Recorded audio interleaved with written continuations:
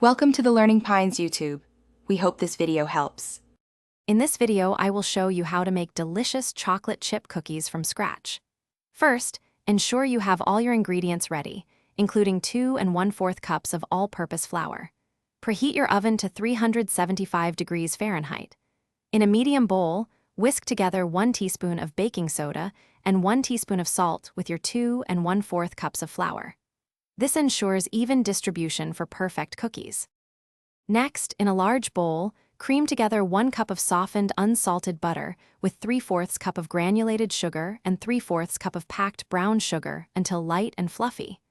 Beat in 2 large eggs, one at a time, ensuring each is fully incorporated. Stir in 2 teaspoons of pure vanilla extract. Gradually add your dry ingredient mixture to the wet ingredients, mixing until just combined. Now for the best part, gently fold in 2 cups of your preferred chocolate chips. You can use semi-sweet, milk, or even dark chocolate. Drop rounded tablespoons of dough onto ungreased baking sheets, leaving about 2 inches between each cookie.